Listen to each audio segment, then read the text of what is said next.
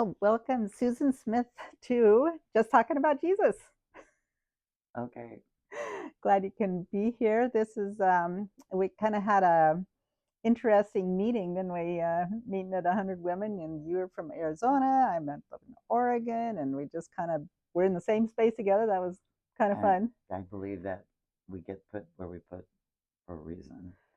And 100 Women is one of my most favorite charities, and I belong to the chapter in Tucson. And when I saw that there was one up here, I wanted to attend.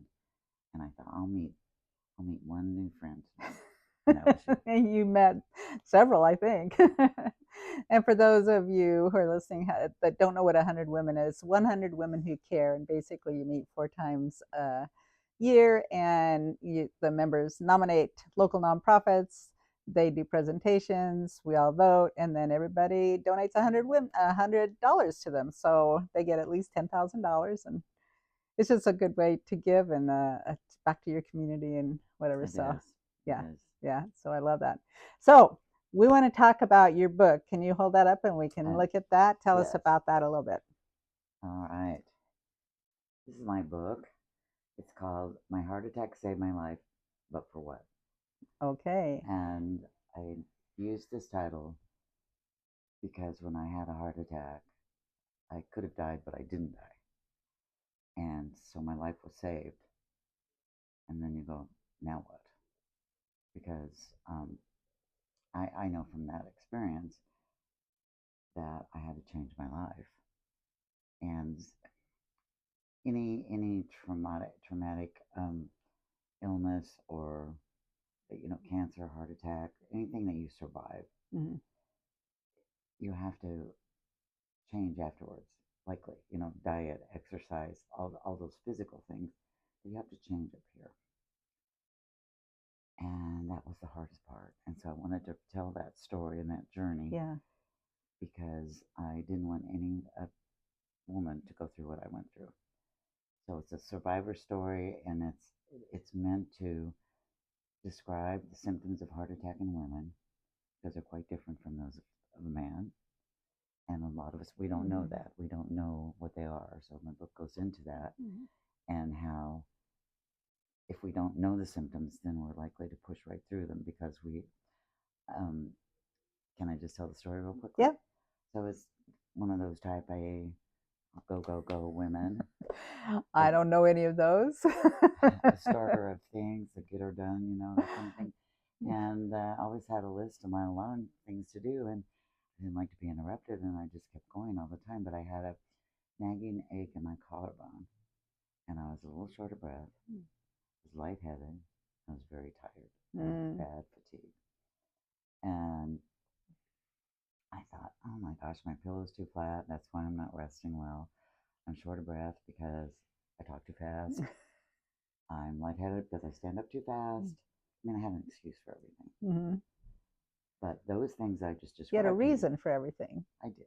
It was a reason for everything. Yeah, you can justify anything, That's right. So I didn't know, but those things I just told you are symptoms of heart attack in women. Mm. I didn't know that because I thought of a heart attack as that of a man. And those are the ones you see in the movie. Mm-hmm. Sweat on his forehead, pain in his left arm, clutches his chest, and falls to the floor.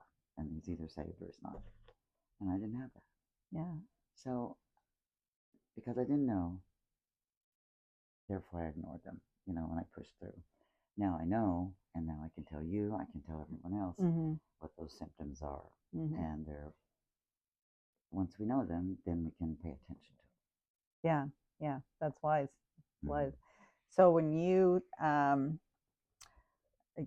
when did you discover that it actually was a heart attack?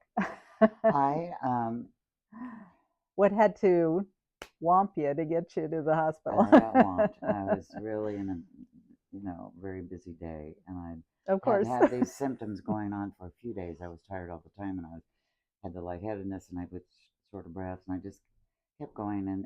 But on this one particular day, I had to go to the grocery store. I was putting on a class the next morning for writers, and I buy treats, and I needed crackers and fruit and cheese, and cookies. And I reached up for cookies and they fell on the floor.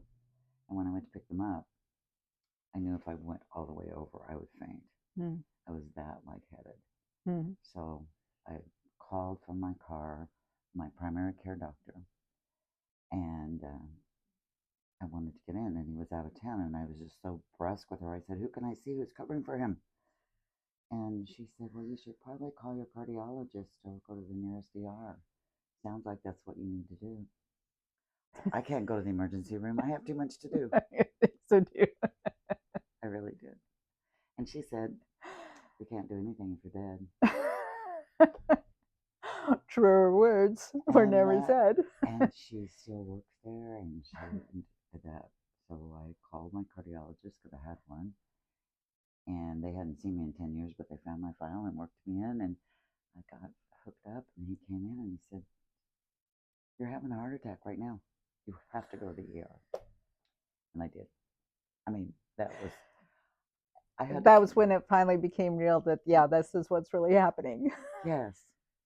And it sounds, I've told this story so many times, and I know it sounds foolish and irresponsible and all the things that it was, but I didn't know. I just Yeah. did not know that Yeah. that was that serious. Yeah. I thought he'd give me some blood pressure pills or do Yeah. something Yeah. and send me on my way. And What about your husband? Did he have any idea that that's what was going on?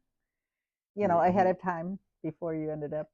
no, and because we don't, I I don't say, "Oh, honey, I'm short of breath." You just we Yeah. don't include them in these things. And he knew something was wrong, and he drove me to the doctor's office, Mm. and then he drove me to the ER, which was 4 blocks from the doctor's office. You Yeah. shouldn't ever really drive yourself, but we did. And then I looked over. I was in the prep room and the emergency room, and the cardiac team was there, like 25 people with all around me, and Rapid response. and I looked at him, and he was just terrified. And he told me later, of course, he was just worried that I was going to die. And I mean, it's just, I've now, that's one of the things that I talk about in the book. We have to really think about our loved ones and care about them, because if we let ourselves fall apart and we let a chronic disease take us over, they're going to be affected. So he's my biggest monitor. Is he the one that said, "Let me see your calendar. Let's see what we're going to cross out on it"? Absolutely. Yes, and he's always saying, "Are you sure you're going to do that? Are you sure you really want to do that? Have you had your nap today? Did you take your pills?" So, yeah. I'm fine. I'm fine. knows. I have to do. I just have to do one more thing first. I just have to do one. This will just take a minute. It will. I'll take my pills after I get done with this. I just let me finish. Um, you know what I'm talking about, then, don't you? I think I know what you're talking about. You do. Yeah. How long were you in the hospital then? I was in the hospital for 4 days, and so that I Kind of now slowed you down. I now know that that's longer. I mean, you don't want to have a heart attack and go to the hospital. You want to be proactive and have a cardiologist if you have any of these lifestyle things, and then they may go in and do an angiogram, and if they find a clogged artery, then they'll give you a stent. I mean, they gave me stents to save my life, but you can do that proactively and spend the night and then go home. You don't have to go in this emergency room way. And I talk about that. And, you know, I could have avoided the whole hospital scare thing had I been proactive in caring about my heart health. But of course, I wasn't. So what happened? What happened with your heart on the spiritual side?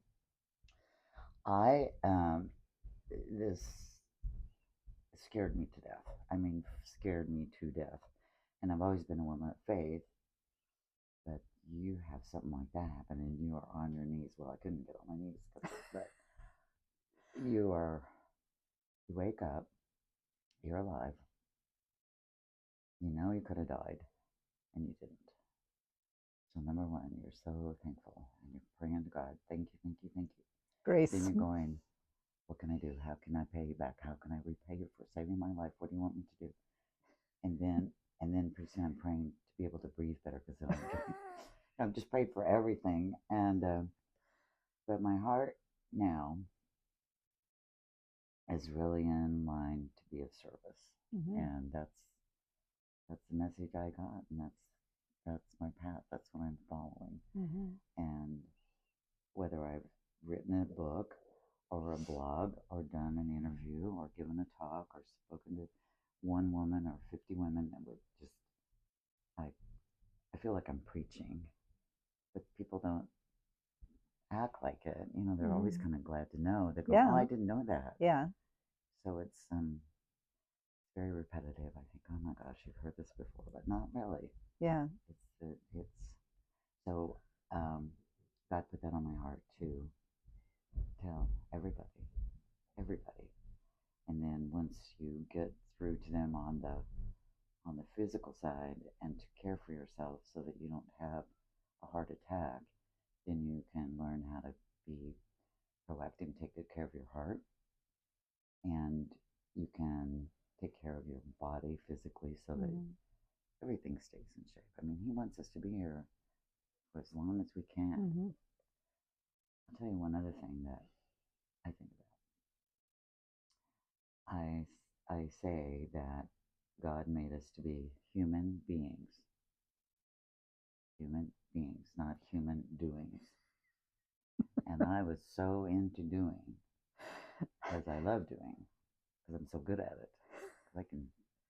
I actually have that written in the side of a bulletin from many years ago. Be, not do. Yes. Just like be. It's okay to just be, because your value isn't wrapped up in all the things that you do. Let me share this. I don't know if they can see. Yeah. Just be. I love it. So this came from my son, my grown son. I have two of them. And he's my mentor and my guide and my coach and everything. And after all this happened, he and I sat down and in the dining room, and I got on my phone and he got on my computer, and we went through everything, and we canceled me from every group, every class, anything that I was doing. It was out. I was out of commission. And then he said to me, he said, "Mom, do you think that you could just be and not be doing so much?" And I said, "Okay." So that became my mantra, just be. Uh-huh. And he said, "You could put a hashtag in front of that." Because he's a younger person, yeah, right. So that's what we did. And so now it's all over, I see it, and you don't need a to-do list. You need a to To be be, list. yeah, Right. Yeah. yeah. So have you sat down and like written out a bunch of to be's? Oh gosh, this heart attack was 6 years ago. I'm 6 years out. So I'm well into my survivorship. Yeah. Although things, I mean, I've been in and out with other heart things and had an additional stent, and we just get older, and you have heart disease the rest of your life.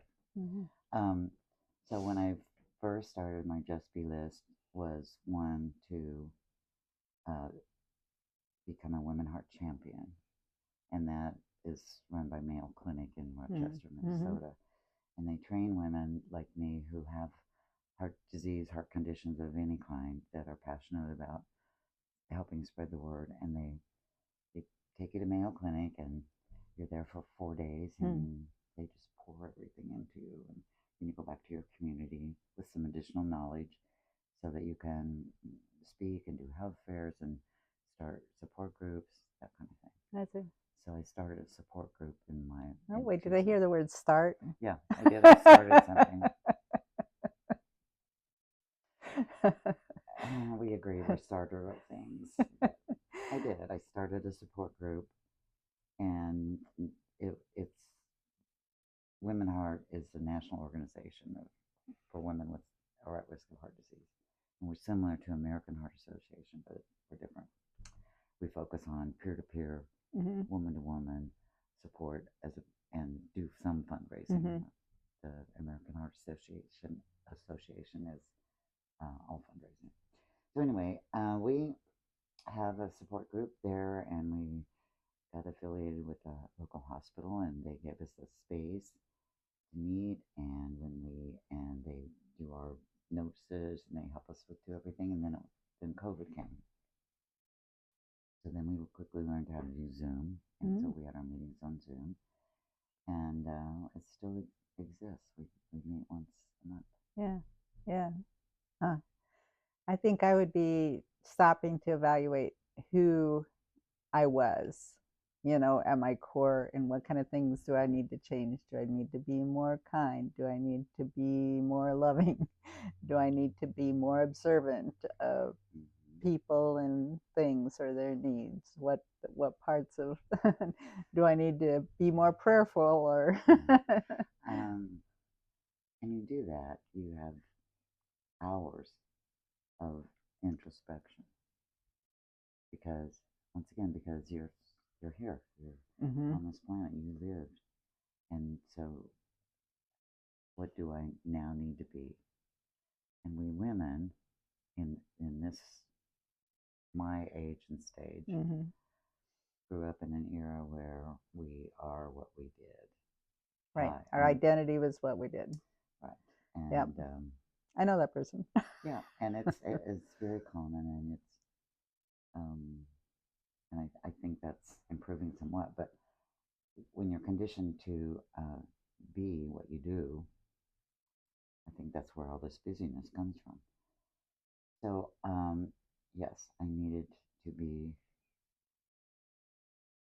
not more kind. I mean, I was already kind, but I wanted to be more kind because I wanted to take more time, Mm-hmm. Mm-hmm. more time, more time, more time, Mm-hmm.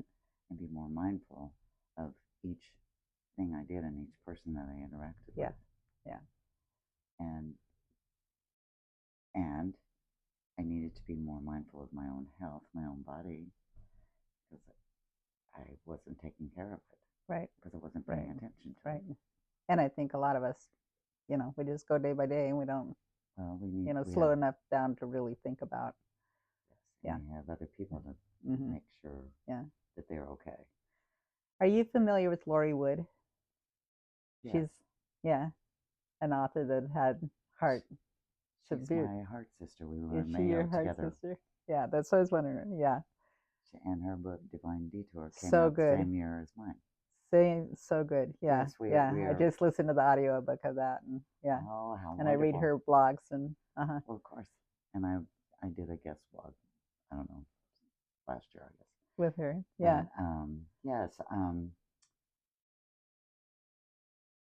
a lot of it, not a lot of us, but like like Lori and like myself, you survive, and you want to help, Mm-hmm. people, um, and her experience, and she's a powerful writer. Yes, Yeah. yeah, she's my heart sister from Mayo. Small world. Of course she is. Yeah, I'll put links to her books in Yes, the let's do show that. notes as well. Yeah, Okay. yeah, yeah. Uh, where did your faith walk start? Oh my goodness. I grew up in Kansas to some extraordinary parents. Midwest values, Presbyterians all the way. And just from the time I was young, I always knew I was a Christian. And in our state, in our area, we had Young Life, and Mm. young, Oh, and yeah, it's still around, I know, but it's here. It's okay, here in this area. Yeah. and it's something for teenagers. And I was active in Young Life for years, and I would go to their camps, and there Mm. I was in Kansas, and the camps were in Colorado. There's a chapter in my book about it, and we would go to Colorado in the summer for the camps, and in the winter to ski, and it was there. These group of teenagers, the counselors would um, um, take us out to the, up in the mountains, and we would have a bonfire and maybe roast marshmallows or something. Yeah. But we would sing. They weren't hymns or camp songs, but they were all, Yeah. we all know them. And it was there. I remember feeling feeling God touching me right there. Hmm. And then it was official. I think I was 14 or Yeah. 15. But Yeah. Yeah. Had his hand on you all along, oh, yes, that's true. huh? That's so true. Yeah. His heart to your heart. Yes. Right. Yeah. What would you like to leave our listeners with? I think I want to say to women out there, young women in particular, that I see running around having busy lives. They have children, they have husbands, they have jobs, they have nonprofits that they take care of, and they are happily being so busy. And I watch them, and they'll say, "Well, I'm young. I don't have heart disease. I feel just fine. It's in my family, but I feel just fine." Yeah. Or my dad or my mom had whatever, and I said, "Just I can't make them change, but these young women, and I admire them so much. They're smart and savvy, and they know what they're doing. But I said, just make sure every day that you take time for yourself. Give yourself some luxury, something where you take time out for yourself and step away from all the Mhm. doing so that you can just be." As the young women that I know that listen, will run into one another and they go, "Yeah, I'm doing it." Wise counsel.